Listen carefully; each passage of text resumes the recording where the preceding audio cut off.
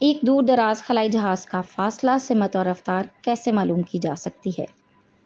آپ کو ایک اور ویڈیو میں ڈیپ اسپیس نیٹ ورک یا DSN کا بتایا گیا ہے، جو کہ ناسا کا زمین کے 3 مقامات پر موجود بڑے ریڈیو انٹینا کا نیٹ ورک ہے، اور یہ 3 مقامات اس طرح چنے گئے ہیں کہ ان سے آسمان کی کسی سمت میں بھی خلائی جہاز سے رابطہ ممکن ہے۔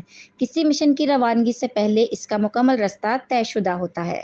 لانچ کے بعد ریڈیو سگنل کے آنے اور جانے کے وقت سے جہاز کا فاصلہ اور سمت نکالی جا سکتی ہے۔ خلائی جہاز زمین سے دور جا رہا ہوگا تو خلائی جہاز سے ریڈیو لہروں کی فریکوینسی کم ہو جائے گی، اور اگر خلائی جہاز زمین کے قریب آ رہا ہوگا تو ریڈیو لہروں کی فریکوینسی بڑھ جائے گی۔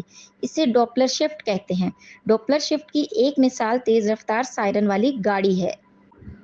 جب قریب آ رہی ہوگی تو فریکوینسی بڑھنے سے شدت میں اضافہ ہوتا ہے، دور جاتے ہوئے اس کی ٹون کم ہو جاتی ہے۔ آپریٹر ڈیپ اسپیس اینٹینا کی مدد سے لہروں کی اسی خصوصیت سے خلائی جہاز کی رفتار اور فاصلہ نکال لیتے ہیں۔ اگر خلائی جہاز درست رستہ پر نہ ہو تو آپریٹر اسے ریڈیو ویو سے کمانڈ بھیج دیتے ہیں، جس سے اس کی رفتار سمت درست ہو جاتی ہے۔